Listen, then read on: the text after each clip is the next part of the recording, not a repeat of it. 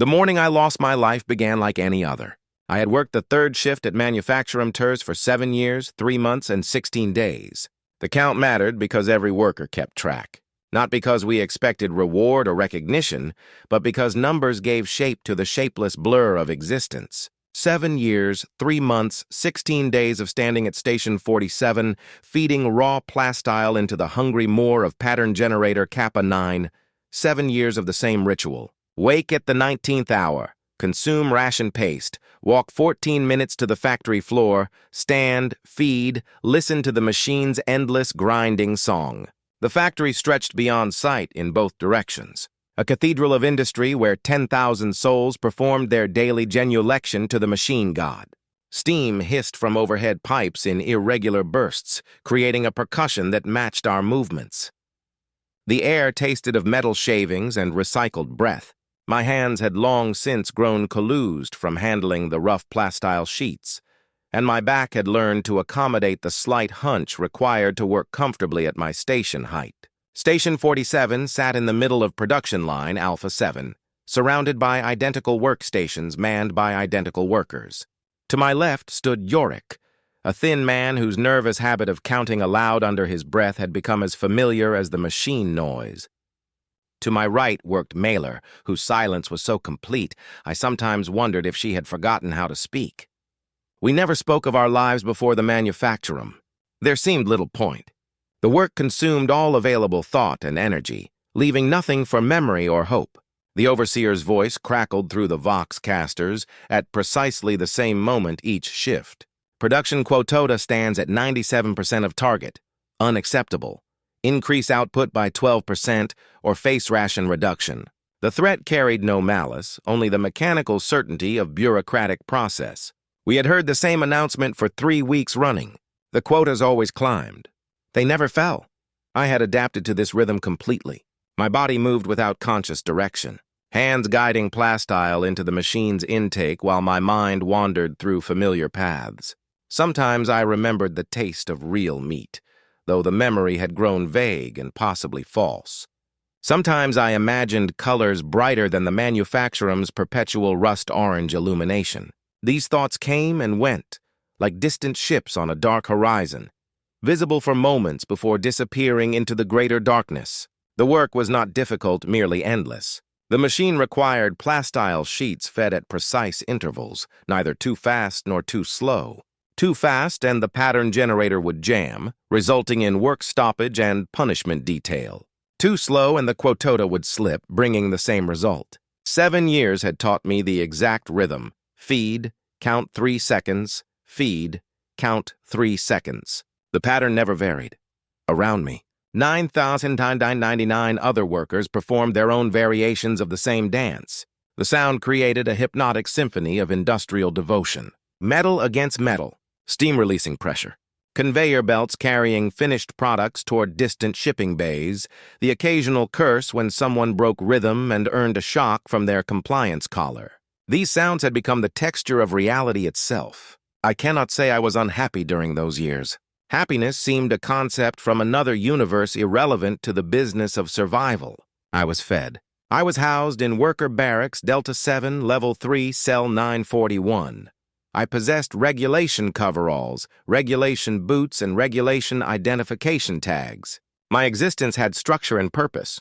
The Imperium provided as the daily prayer reminded us, and in return, we gave our labor gladly. The prayer came at the shift's midpoint, broadcast through every Vox speaker in the facility. 10,000 voices would join in mechanical recitation. Blessed is the machine, for it serves the Emperor. Blessed is the worker, for we serve the machine. Blessed is our service, for through toil comes redemption. The words had worn smooth through repetition, losing meaning but gaining the comfort of routine. I spoke them without thinking, as natural as breathing.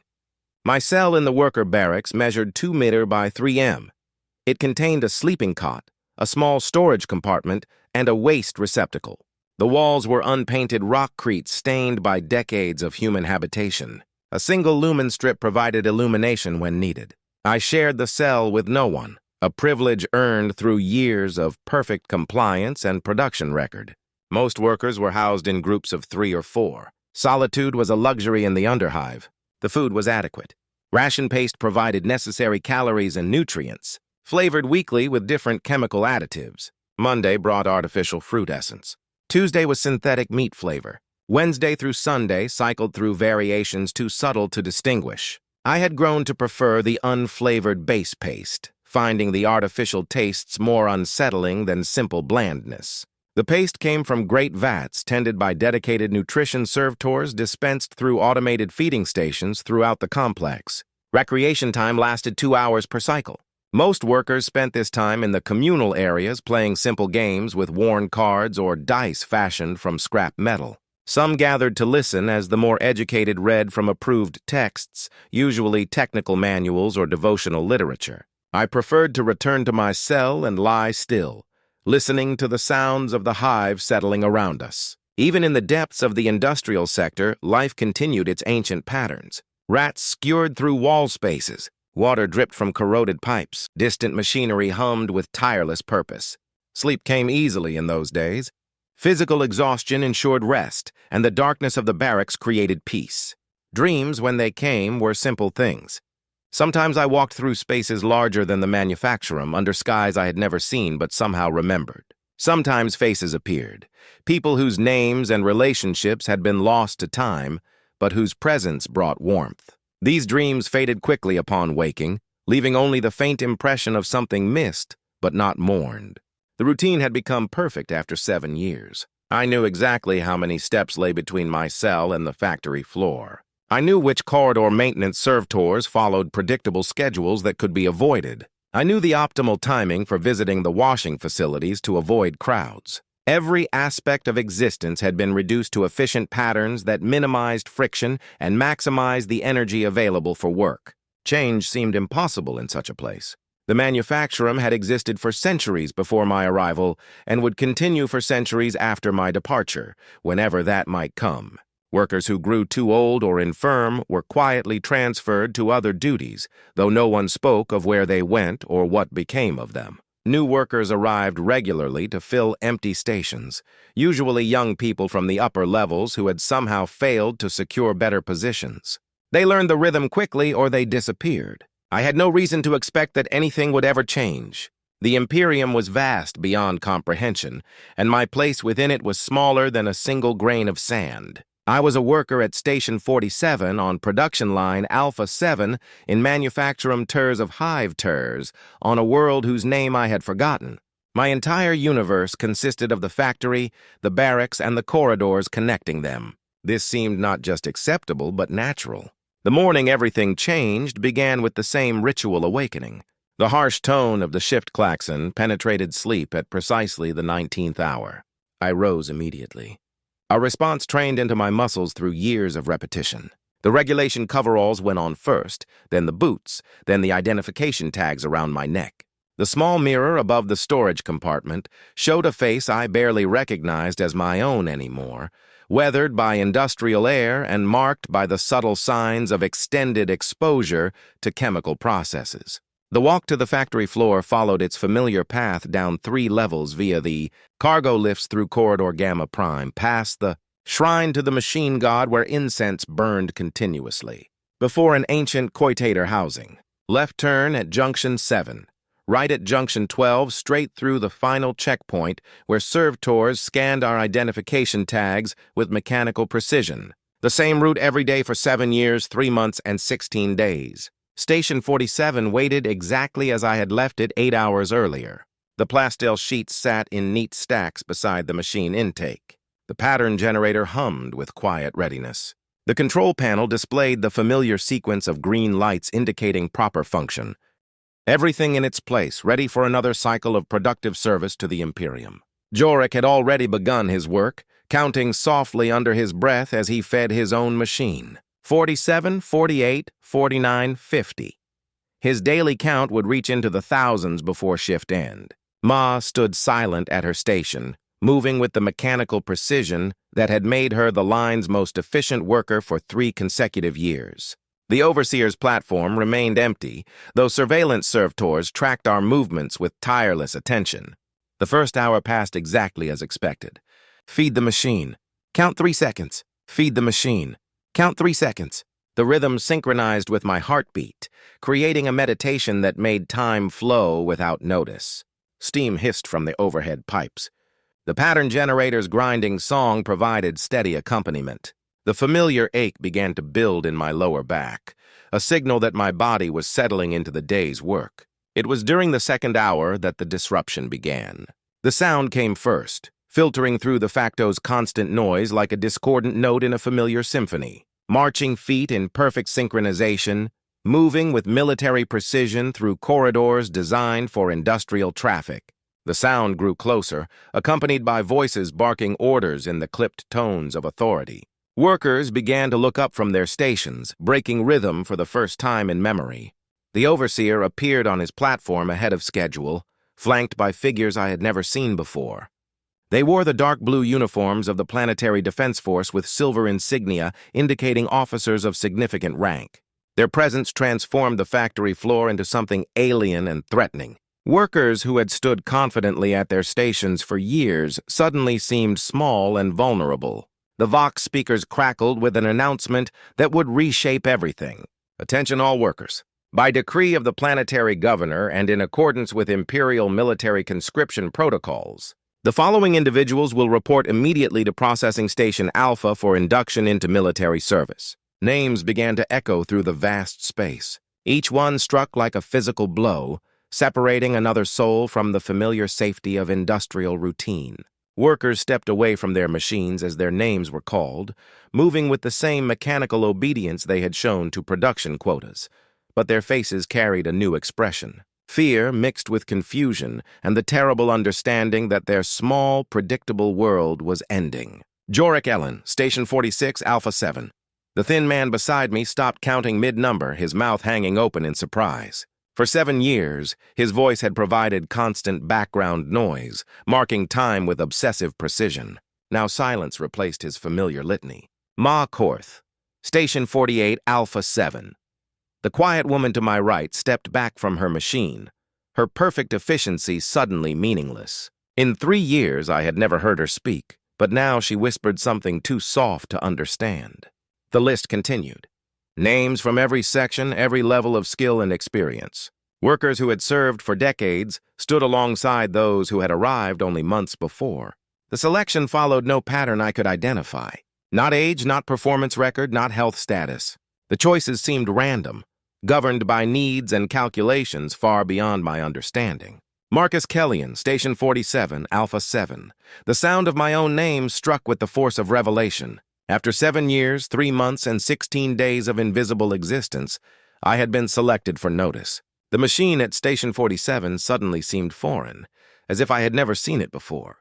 The plastile sheets I had been about to feed became objects from another life. I stepped back from the station, following the example of those called before me. The movement felt wrong, a violation of natural law. For years I had stood in this exact spot, performing this exact function. Now I was walking away, and someone else would eventually take my place. The thought carried a weight I could not fully comprehend. Processing Station Alpha occupied a section of the factory I had never seen before. The cold workers were herded through corridors that led away from the production floor, past administrative offices where bureaucrats managed the endless paperwork of industrial efficiency. The walls here were painted regulation green instead of rust orange, and the air carried different scents. Cleaning solutions, ink, fear. The processing station itself was a large room filled with metal tables and scanning equipment. PDF officers moved between the tables with practiced efficiency, conducting examinations that reduced human beings to lists of capabilities and deficiencies. Height, weight, basic health assessment, literacy level, mechanical aptitude. Each measurement was recorded with the same dispassionate precision used for inventory management. I found myself assigned to Table 17, overseen by a woman whose uniform identified her as Sergeant Major Vex. Her face carried the weathered look of someone who had processed thousands of conscripts over many years. She spoke without looking up from her data slate, asking questions in a tone that expected immediate compliance. Full name Marcus Kellyan. Age. I had to think for a moment. Time in the manufacturum was measured by shifts and quotas, not birthdays or anniversaries. 28 standard years. Previous military service? None. Specialized skills. Factory work. Pattern generator operation. She made notations on the slate, occasionally glancing up to assess some physical characteristic. The questions continued for what felt like hours, but was probably only minutes. Family status, which I no longer had, educational background, which was minimal, health issues, which were few. Each answer narrowed the possibilities of what would become of me. The medical examination followed immediately. A servitor equipped with scanning devices conducted tests I did not understand, measuring responses to stimuli and recording data on organs and systems I could not see. The process was impersonal in the way that all Imperial bureaucracy was impersonal, reducing individuals to component parts that could be cataloged and utilized. Physically suitable for standard infantry service, the servitor announced in its mechanical voice. Recommended assignment? Frontline combat unit, siege warfare specialization. The words meant nothing to me then. I had heard of the Imperial Guard from propaganda broadcasts and recruitment posters, but the reality of military service existed in a realm completely separate from factory work. The examination continued with tests of basic knowledge and reaction time, all conducted with the same efficient indifference. Around me, other workers were undergoing identical processing. Some were declared unsuitable for combat roles and assigned to support functions. Others were marked for specialized training in technical fields. A few were rejected entirely for health reasons and returned to their stations with visible relief. The majority, like myself, were channeled toward the great machine of Imperial warfare. The entire process took less than 4 hours. 4 hours to dismantle a life that had taken 7 years to build, to redirect a human being from industrial production to military service. The efficiency was remarkable in its way, a testament to the Imperium's ability to mobilize resources when necessity demanded. Individual preferences and attachments were irrelevant obstacles to be processed away. By the end of the processing, we were no longer workers. We had become conscripts, assigned identification numbers and basic classification codes that would determine our immediate future. I was now conscript 44-71,892 Delta Infantry classification, pending assignment. The name Marcus Kellian remained, but it felt like something that belonged to someone else. The final stage of processing involved the issuance of basic military equipment: a cloth bag containing regulation undergarments, a water bottle, a small eating kit, and a booklet titled Basic Military Doctrine for New Conscripts. The booklet was thin and printed on cheap paper that smudged easily. Its pages contained information about military hierarchy, basic orders, and simple diagrams of proper standing positions. We were also given identification tags to replace our worker badges. The new tags were heavier and made of different metals stamped with our conscript numbers and basic service information. They felt foreign hanging around my neck, a constant reminder that my old identity had been officially terminated. The officer in charge of final processing was a captain whose name I never learned. He addressed our group with the practiced efficiency of someone who had given the same speech countless times before. "You are now property of the Imperial Guard," he announced. "Your previous lives are ended. Your service begins immediately. You will be transported to Training Facility Gamma for basic combat preparation, after which you will be assigned to active units based on military necessity. Questions will not be answered. Compliance is expected and will be enforced." The speech lasted less than 2 minutes. 2 minutes to explain that everything familiar had been stripped away and replaced with obligations I did not understand. We stood in formation. 53 former workers now transformed into military resources, waiting for instructions that would determine whether we lived or died. The transport arrived within an hour. A massive ground vehicle designed to carry troops efficiently rather than comfortably, with bench seating along both sides and no windows. The engine produced a deep rumbling that made conversation difficult, which seemed to be its purpose. Conscripts were not expected to discuss their situation or form relationships that might interfere with military discipline. I found a seat near the front of the vehicle between a young man who had worked in the upper hive's atmospheric processing systems and an older woman whose scarred hands suggested work with dangerous machinery. Neither spoke during the journey, and I found myself equally disensigned to conversation.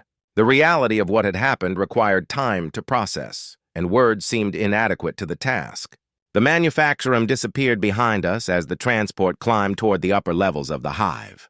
Through the small vision port near the driver's compartment, I caught glimpses of sections I had never seen before. Residential areas where families lived in actual houses rather than barrack cells. Commercial districts where goods were sold rather than produced. Administrative zones where the complex business of governing a hive city took place.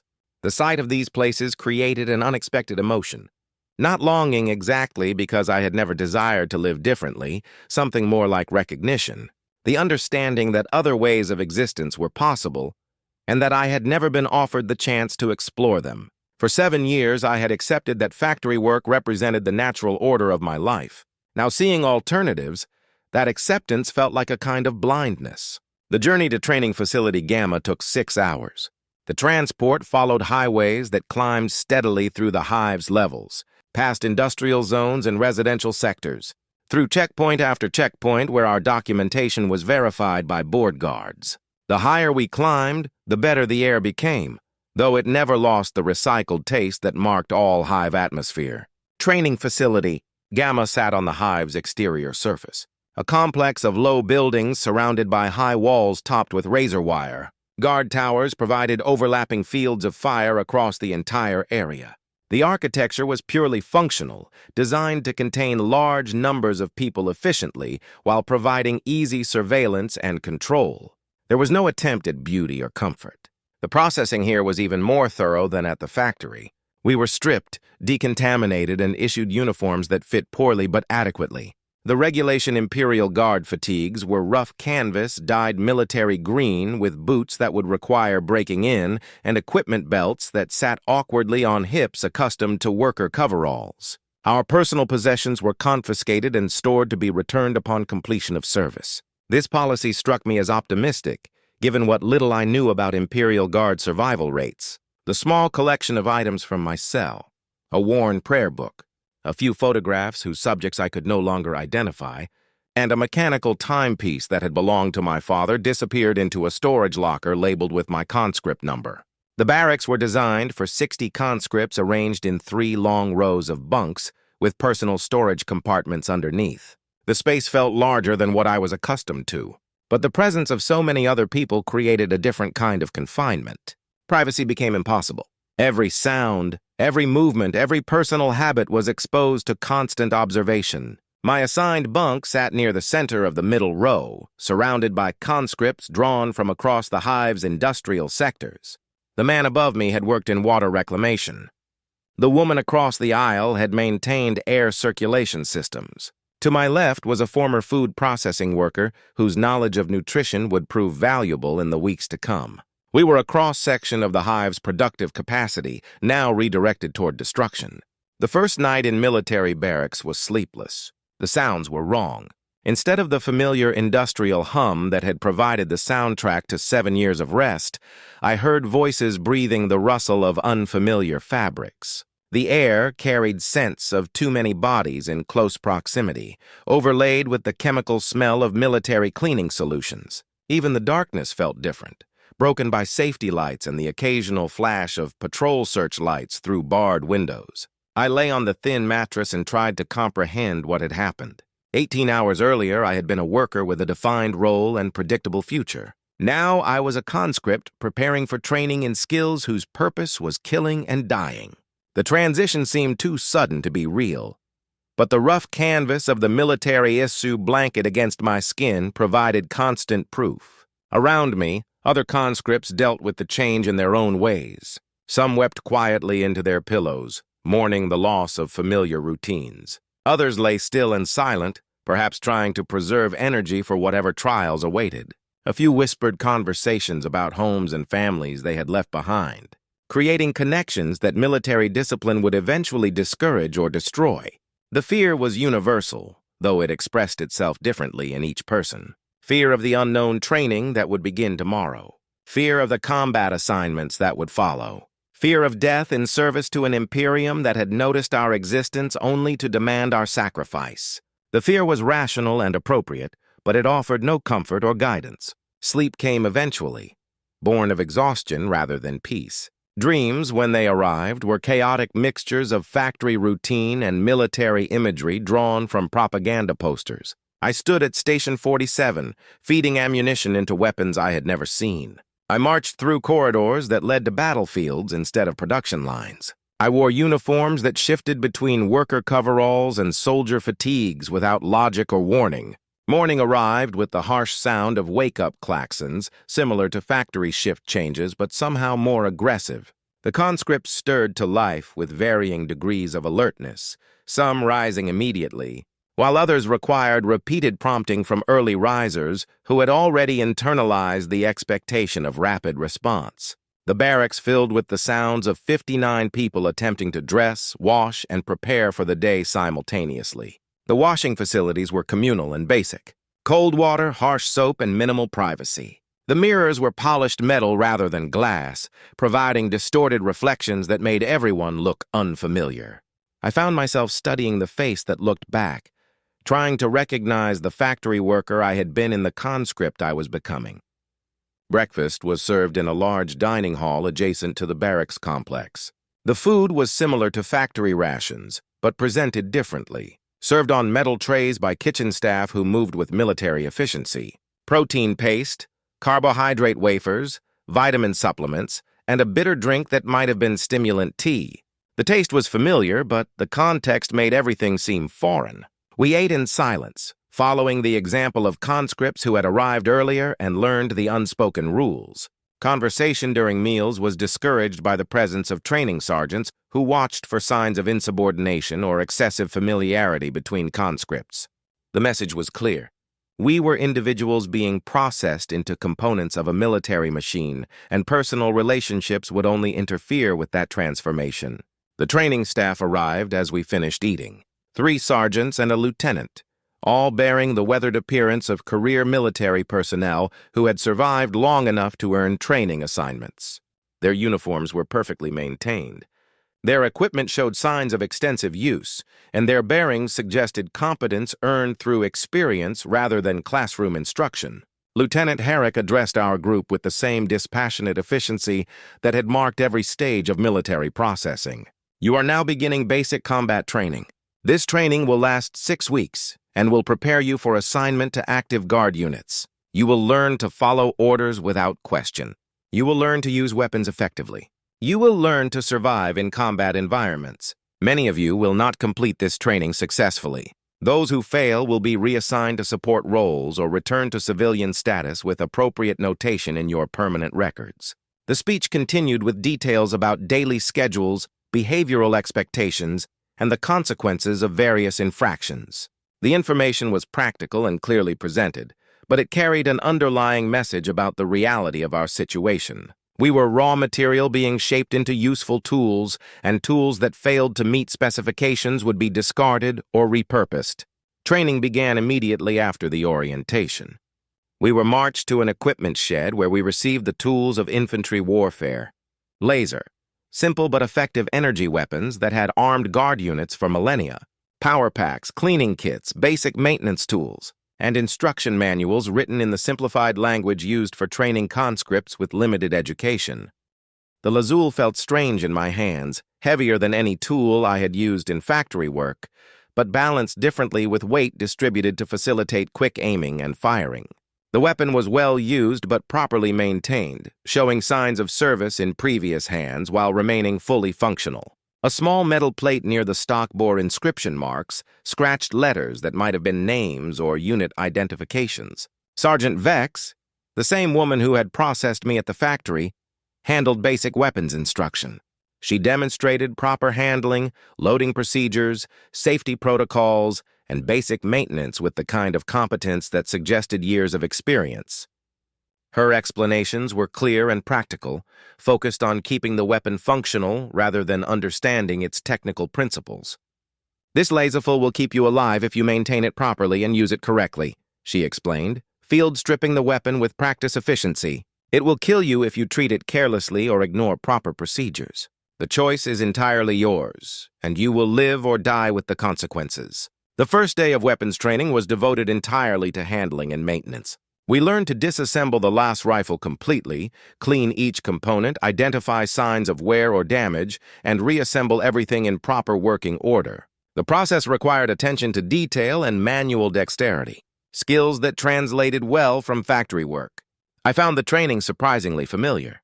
like operating the pattern generator, maintaining a las rifle required, following specific procedures in the correct sequence. Feed. Count 3 seconds. Feed. Count 3 seconds. Disassemble. Clean. Inspect. Reassemble. The rhythm was different, but the underlying principle of disciplined repetition remained the same. Other aspects of training proved more challenging. Physical conditioning had not been necessary for factory work beyond the basic fitness required to stand for long periods and lift moderate weights. Military training demanded different capabilities: running, climbing, carrying heavy loads over distance, and maintaining physical performance while under stress. The training complex included obstacle courses designed to simulate combat environments, barriers to climb over, trenches to navigate, areas of broken ground that required careful foot placement. We spent hours each day moving through these courses, first individually to learn the techniques, then in groups to develop teamwork and coordination.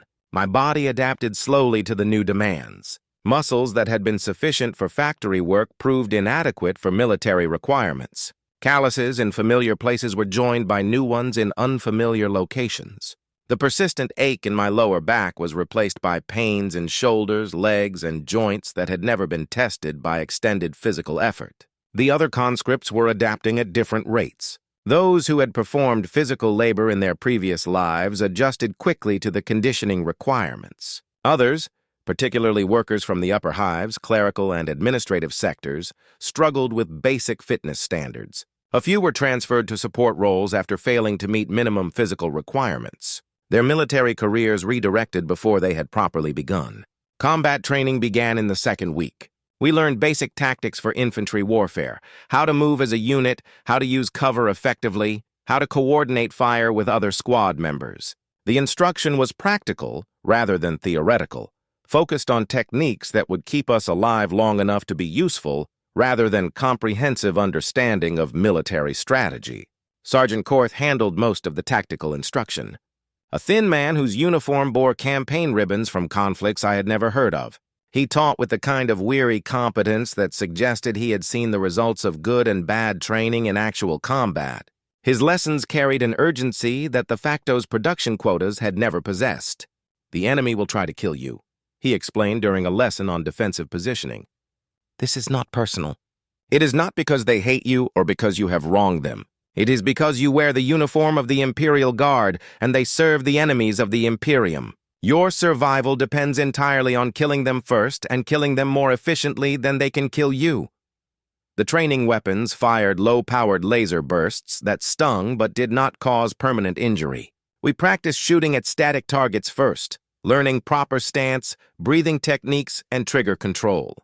The Lazarful's simple design made marksmanship relatively straightforward, but consistency required practice and concentration. I discovered that I had some aptitude for shooting.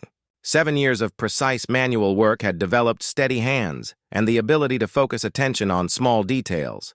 The rhythm of aimed fire resembled the rhythm of factory work in some ways, requiring consistent repetition of practiced movements while maintaining quality standards. Target practice progressed from static shooting to more complex scenarios. Moving targets. Targets that appeared briefly before disappearing. Shooting while moving. Shooting while under simulated stress with training sergeants, shouting orders, and creating distractions designed to test our ability to maintain performance under pressure. The most difficult aspect of weapons training was learning to shoot at human-shaped targets. The transition from metal plates and simple geometric shapes to silhouettes that resembled people created unexpected psychological resistance. Even knowing that the targets were harmless training aids, something in my mind resisted the act of aiming at a human form and pulling the trigger. Sergeant Vex addressed this hesitation during an individual instruction session. "The enemy will not hesitate to kill you," she said, watching as I struggled with a human silhouette target. "They will not consider your feelings or your moral qualms. They will not give you time to overcome psychological barriers. If you cannot shoot at a training target that looks like a person, you will not be able to shoot at actual enemies when they are trying to end your life." She was correct. Of course, the training was designed to prepare us for realities that civilian life had not anticipated. The ability to take human life was a required skill for infantry soldiers, just as operating machinery had been a required skill for factory workers. The moral implications were irrelevant to immediate survival. I learned to shoot at human-shaped targets by focusing on technical aspects rather than emotional ones. Sight alignment, breathing control, trigger squeeze. The target became a problem to be solved rather than a representation of a person. This mental compartmentalization felt wrong, but it was necessary for successful completion of training. Group tactics training began in the third week. We were organized into squads of 10 conscripts each, with temporary squad leaders selected based on performance during individual instruction. My squad included workers from various hive sectors, creating a mix of backgrounds and capabilities that reflected the Guard's practice of drawing soldiers from across Imperial society. Squad movement was more complex than individual combat techniques. We learned to advance while maintaining mutual support, to coordinate our fire to suppress enemy positions, to move wounded squad members to safety while continuing combat operations. The training scenarios grew progressively more challenging, forcing us to apply multiple skills simultaneously while under time pressure. Communication proved to be one of the most critical skills. Infantry warfare required constant coordination between squad members with information about enemy positions. Ammunition status, casualty reports, and tactical changes passed quickly and accurately through the unit.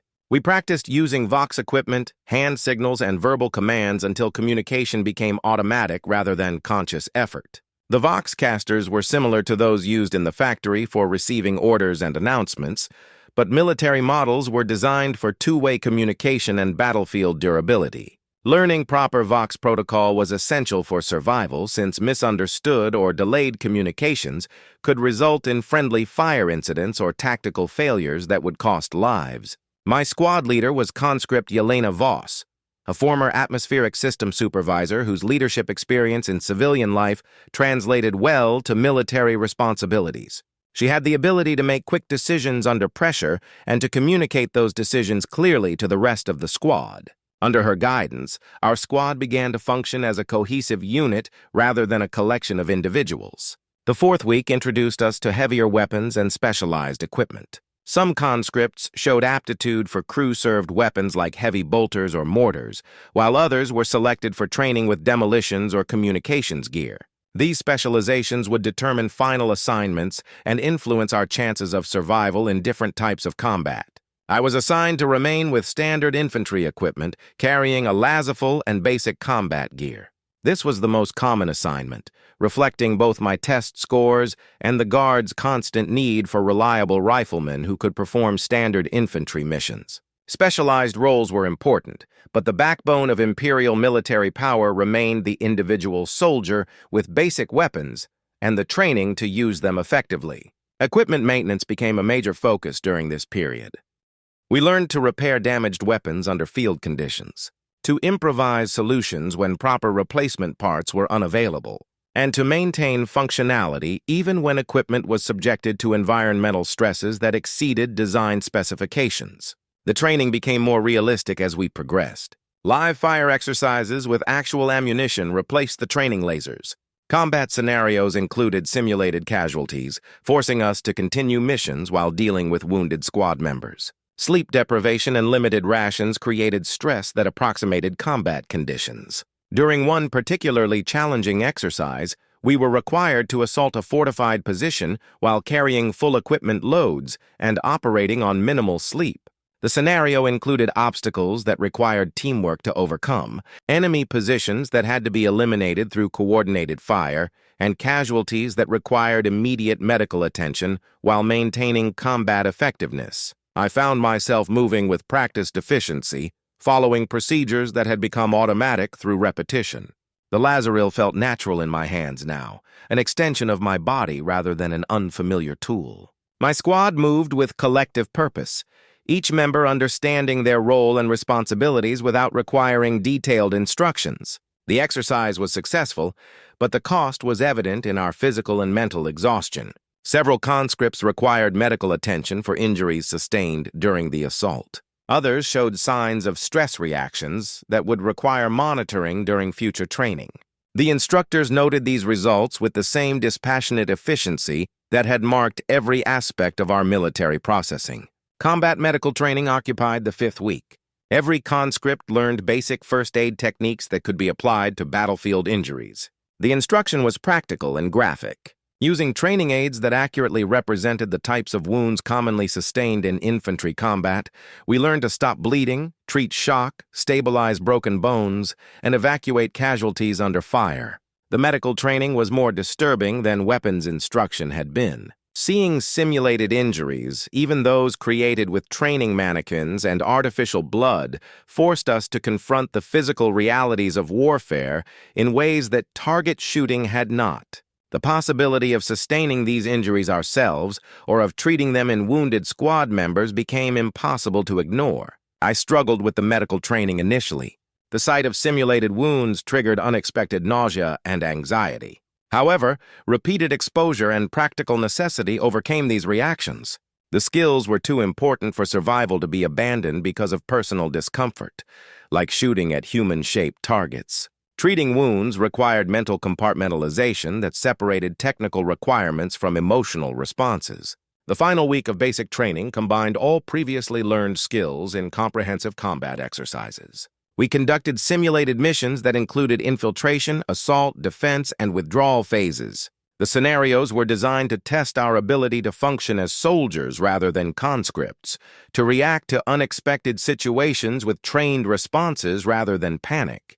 During these exercises, something fundamental had changed in how we moved and thought. The hesitation that had marked our early training was gone, replaced by automatic responses that bypassed conscious decision-making. When targets appeared, we fired. When orders were given, we obeyed. When casualties occurred, we continued the mission. The transformation felt complete, though I could not identify the exact moment when it had happened. Graduation from basic training was marked by a brief ceremony attended by officers whose names and ranks meant nothing to us. We stood in formation while speeches were delivered about duty, honor, and service to the Emperor. The words were formal and impersonal, acknowledging our completion of training without celebrating individual achievement. We had become what the Imperium required, functional components ready for installation in the great machine of war. Our assignments were distributed immediately after the ceremony. Individual orders sealed in regulation envelopes containing destination coordinates and reporting instructions. Some conscripts were assigned to garrison units on peaceful worlds, where their service might consist largely of routine patrols and ceremonial duties. Others received postings to active combat zones where life expectancy was measured in weeks rather than years. I opened my envelope with hands that remained steady despite the knowledge that its contents would determine whether I lived or died. The orders were brief and precise. Report to Subsector Command Station Gamma 77 for immediate reassignment to active combat unit. Transportation departs 600 standard. No personal effects authorized. The destination meant nothing to me, but the term active combat unit carried clear implications. I would be fighting within days or weeks of arrival. The training was over, and the purpose for which it had been designed was about to be tested in circumstances where failure meant death rather than reassignment. That final night in the training facility, I lay on the familiar bunk and tried to comprehend what had happened over the past 6 weeks. The worker who had stood at Station 47 seemed like someone from another lifetime, a person whose concerns and routines belonged to a different universe. The conscript who would board the transport tomorrow was someone I recognized, but did not entirely understand. The other conscripts dealt with their final night in various ways. Some wrote letters to families they might never see again, though mail delivery to active combat zones was unreliable at best. Others gathered in small groups to share stories from their previous lives, creating connections that would soon be severed by different assignments. A few lay silent and still, perhaps trying to preserve whatever peace they could find before facing whatever awaited them.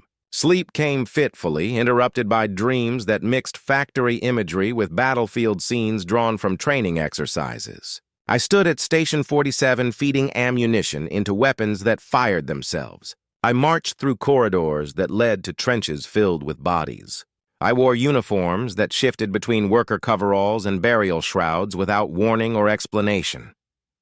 The transport arrived precisely at 600, a massive vehicle designed to carry troops across interplanetary distances in cramped but functional conditions. The interior was configured for maximum efficiency rather than comfort, with acceleration couches arranged in rows and minimal storage space for personal equipment. Most of our gear had been issued at the training facility and would travel separately to our destinations. I found myself assigned to couch 17 row C, surrounded by conscripts whose destinations and fates I would never know.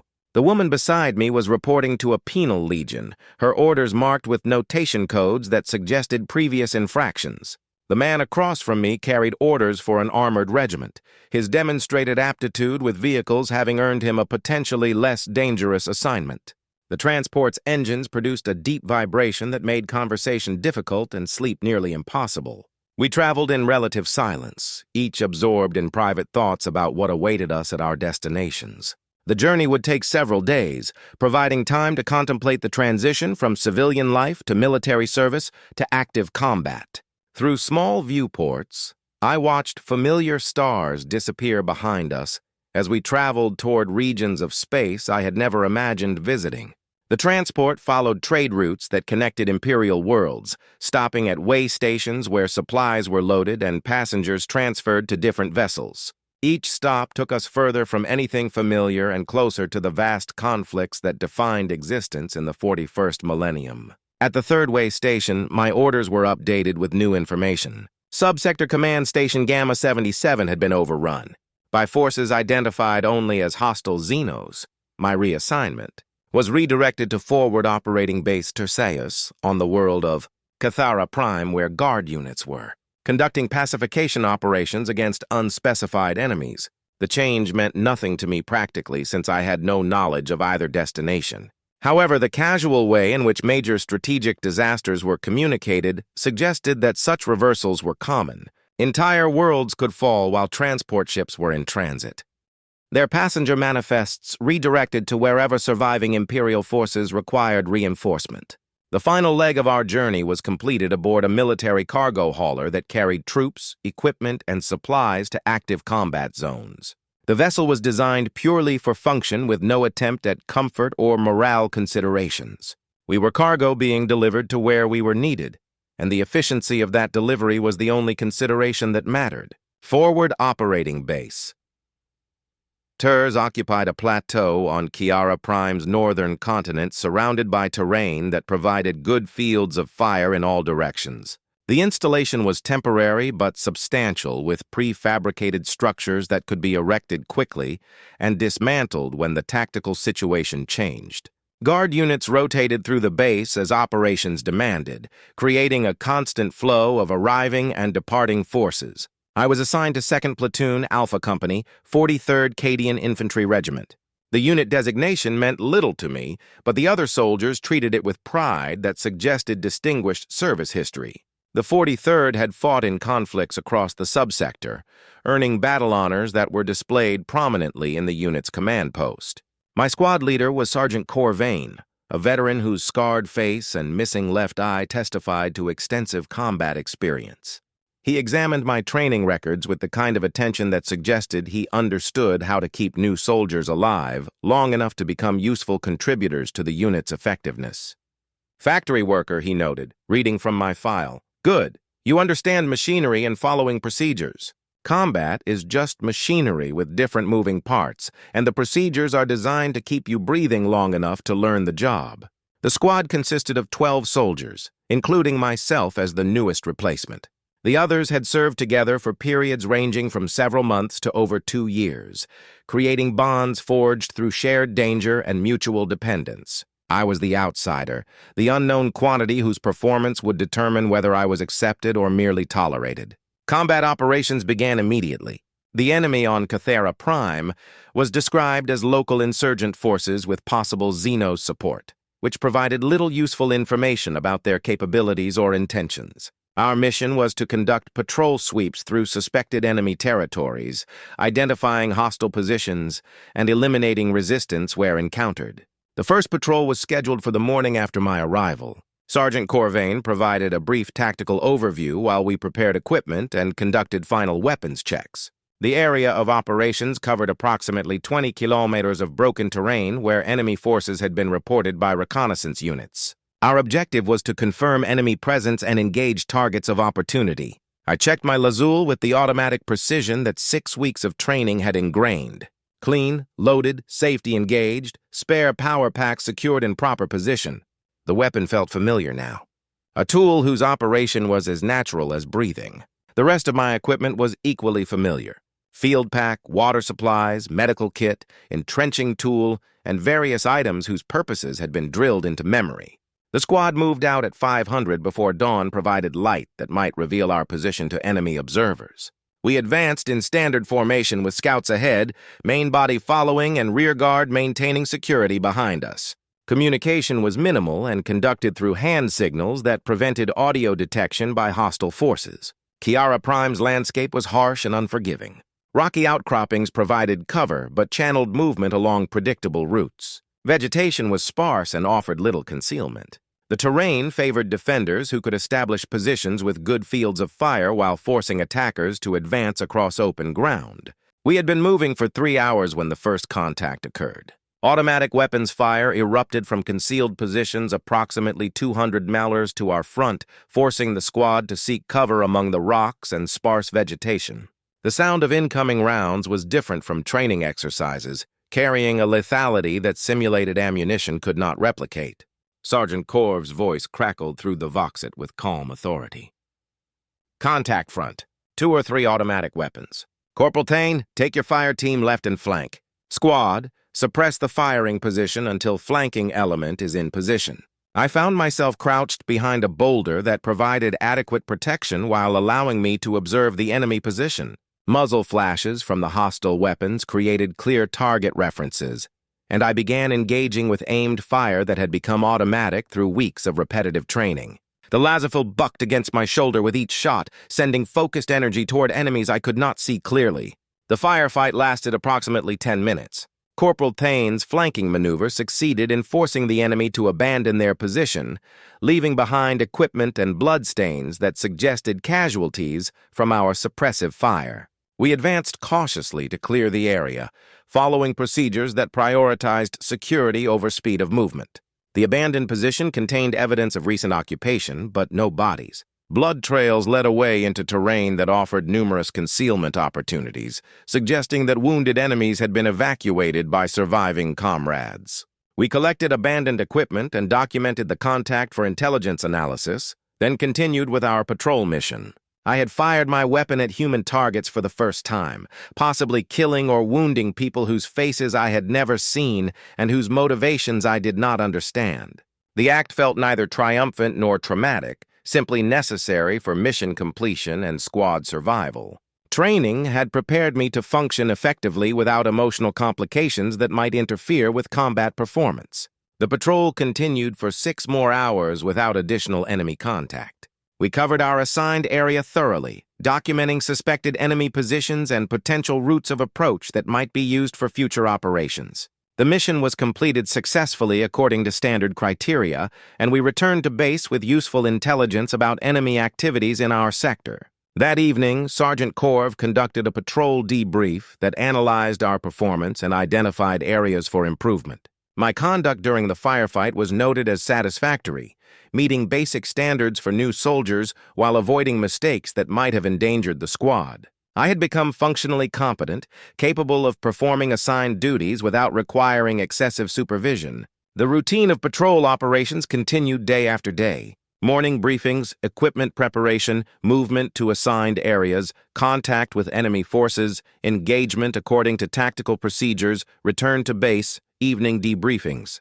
The pattern was similar to factory work in some ways, requiring consistent performance of practice skills while maintaining quality standards that could mean the difference between success and failure. Combat became normalized through repetition. The initial shock of enemy fire was replaced by trained responses that functioned without conscious thought. Loading, aiming, firing, reloading, moving between positions, coordinating with other squad members, treating wounded comrades. The actions were mechanical, performed with the same unconscious competence that had once characterized factory work. After 2 weeks of patrol operations, casualty replacement became necessary. Private Kellum was killed by sniper fire during a routine sweep, his death occurring so suddenly that he had no opportunity to call for assistance or provide intelligence about the enemy position. One moment he was advancing with the squad, the next he was motionless on the ground with a smoking hole through his chest. I helped carry his body back to base following procedures that treated human remains with military efficiency rather than emotional ceremony. Kellum's personal effects were collected and prepared for shipment to his family. His identification tags were forwarded to regimental headquarters for record-keeping, and his equipment was cleaned and reissued to incoming replacements. The replacement arrived the next day. A young woman from the industrial sectors of a hive world whose name I never learned, carrying orders that assigned her to our squad as a standard rifleman. She looked exactly as I had looked 3 weeks earlier, uncertain, undertrained, and acutely aware that her survival depended on learning quickly from soldiers who had no time for extended instruction. Sergeant Corvain assigned her to the same position that Kellum had occupied, operating the squad's Vox equipment in addition to her rifleman duties. I watched her struggle with equipment that was still unfamiliar, and procedures that she had practiced but never applied under combat conditions. Her movements were hesitant where they needed to be automatic. Her responses delayed where they needed to be immediate. During her first patrol, she nearly compromised our position by inadvertently activating the Vox transmitter at the wrong frequency, creating electronic noise that might have been detected by enemy monitoring equipment. The mistake was corrected quickly, but it served as a reminder that new soldiers were vulnerabilities until they gained experience that could only be acquired through survival. She was killed during her second week with the squad. An improvised explosive device detonated during a routine movement, sending shrapnel through her torso that caused massive internal trauma. She lived long enough for me to apply field medical training, but the wounds were beyond treatment with available resources. She died asking for her mother, whose face she would never see again. Another replacement arrived the following day. The cycle continued with mechanical precision that reduced individual deaths to administrative inconveniences. Soldiers died. New soldiers arrived. Operations continued without interruption. The war consumed human beings at a steady rate, requiring constant replenishment from training facilities that processed civilians into military resources. I began to understand that survival was largely random. Skill and training provided some advantage, but ultimately death came to careful soldiers and careless ones, experienced veterans and new replacements, heroes and cowards alike. The enemy's weapons did not discriminate based on courage or competence. They killed whoever was in the wrong place when the trigger was pulled. This understanding changed how I approached combat operations. I continued to follow procedures and maintain equipment standards, but I stopped believing that perfect performance would guarantee survival. The best I could do was function effectively as part of the squad while accepting that each patrol might be my last. The war on Keith Prime continued without resolution or clear progress. Territory changed hands regularly, with Imperial forces advancing during some operations and withdrawing during others. Victory and defeat became meaningless concepts, replaced by the simple requirement to continue fighting until ordered otherwise or until death made continuation impossible. Supply shipments arrived irregularly, bringing ammunition, rations, and replacement personnel to maintain unit effectiveness. The shipments also brought news from other fronts, usually bad news about defeats, retreats, or entire worlds lost to enemies whose nature and motivations remained unclear. The larger war was too vast for individual soldiers to comprehend, and our role within it was too small to have strategic significance. After 2 months of combat operations, I received notification that I had been selected for promotion to acting corporal pending completion of additional training requirements. The promotion was based on survival rather than exceptional performance, since experienced soldiers were becoming scarce enough to have value regardless of their leadership capabilities. The promotion meant additional responsibilities but no significant change in daily routine. I would lead a fire team of 4 soldiers, coordinate their movement during operations, and make tactical decisions that might keep them alive or get them killed.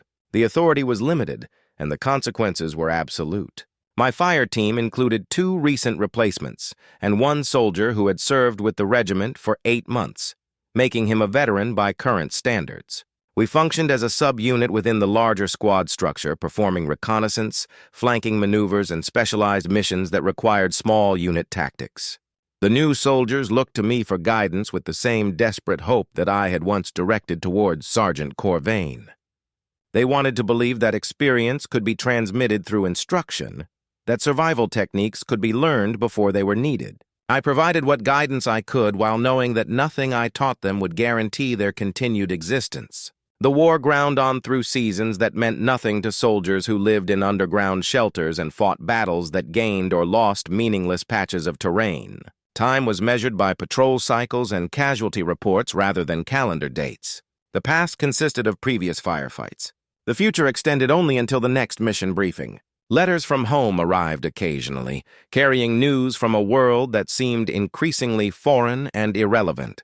The factory where I had once worked was now producing weapons instead of manufactured goods. Workers I had known had been conscripted into other guard units, their fates unknown and probably unknowable. The life I had once lived belonged to someone else entirely. I wrote no letters in return. There was nothing to say that would not be censored by military authorities, and no one remained who would understand what I had become.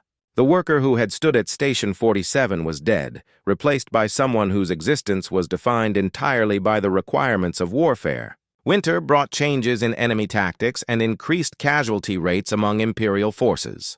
The hostile forces had learned to exploit weather conditions that reduced visibility and limited air support operations. Ambushes became more frequent and more effective, taking advantage of terrain features that were obscured by snow and ice. My fire team was reduced to 3 soldiers after Private Kelly was killed by artillery fire during a withdrawal operation. His replacement lasted 6 days before succumbing to wounds sustained in a firefight that gained our forces approximately 50 meters of worthless ground. The next replacement survived 3 weeks, long enough to become useful before a sniper's bullet ended his contribution to the war effort. The mathematics of attrition were inescapable.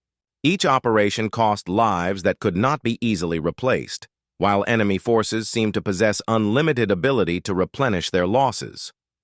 The strategic situation was deteriorating gradually but consistently, with Imperial forces maintaining positions through increasingly desperate defensive measures. Orders arrived in late winter directing our company to participate in a major offensive operation designed to break enemy resistance in our operational sector.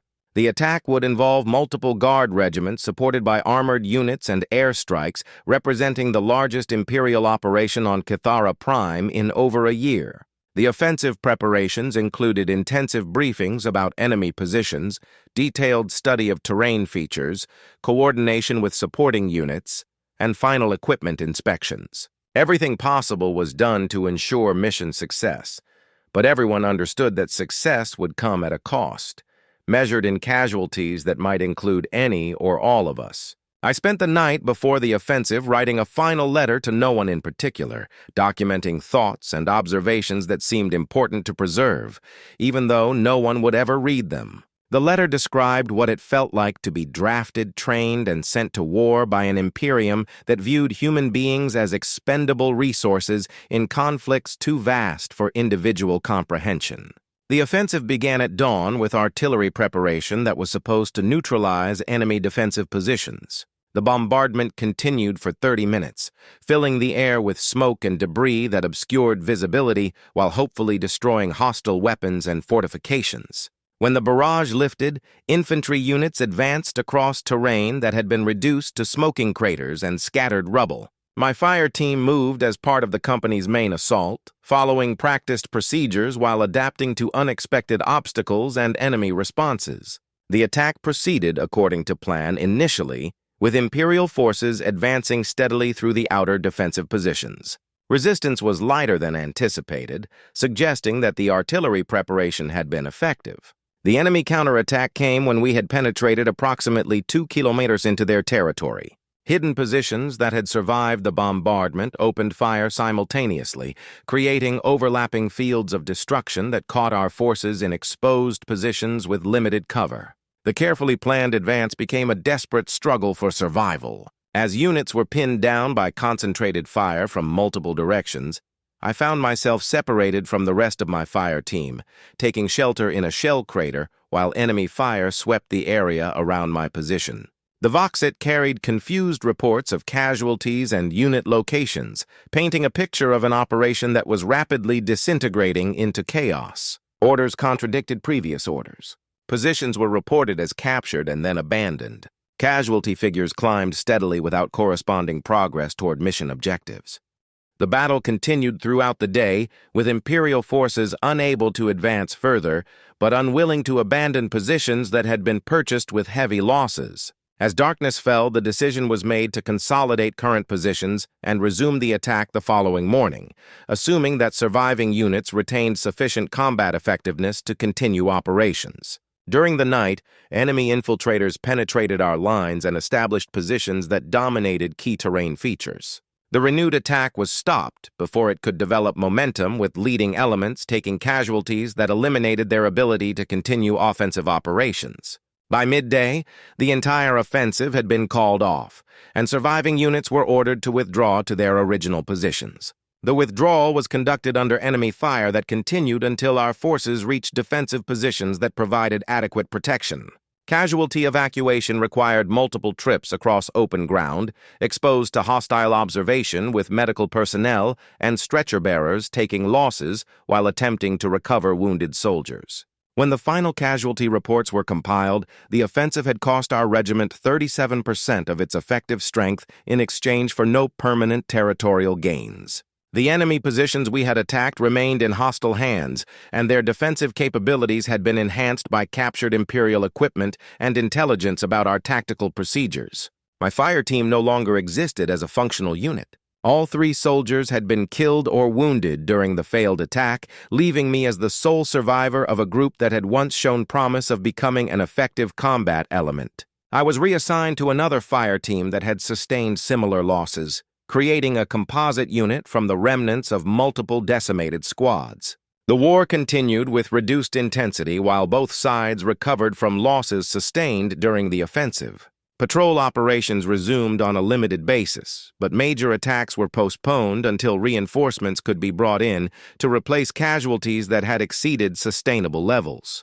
The front stabilized along lines that represented no strategic advantage to either side. Mail delivery resumed sporadically, bringing news from home that seemed increasingly irrelevant to soldiers whose entire existence was circumscribed by immediate survival requirements. The factory where I had once worked had been converted to military production, its workers now manufacturing ammunition for weapons like the one I carried.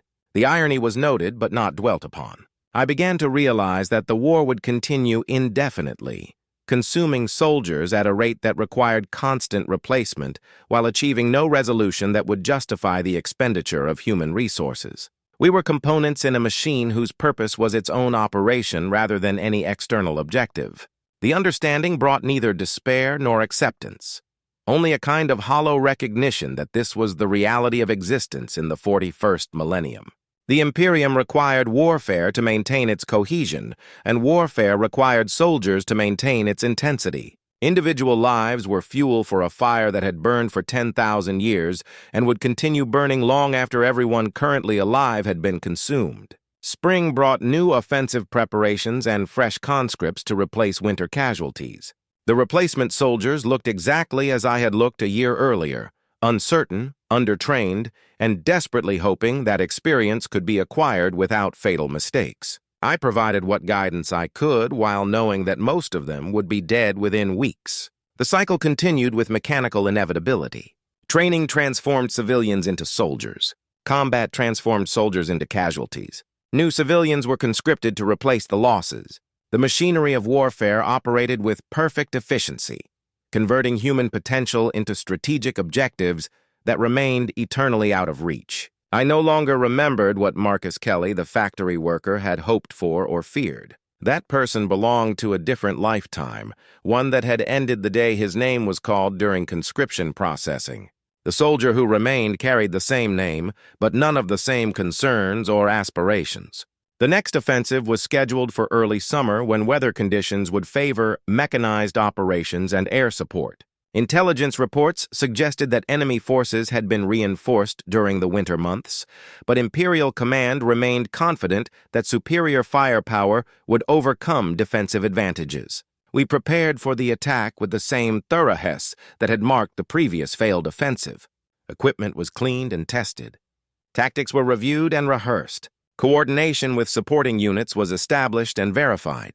Everything possible was done to ensure success, while everyone understood that success would require sacrifices that might include their own lives. The night before the attack, I lay in my shelter, listening to the sounds of an army preparing for battle. Weapons being loaded, equipment being secured, soldiers whispering prayers to the emperor or to gods whose names were forbidden but not forgotten.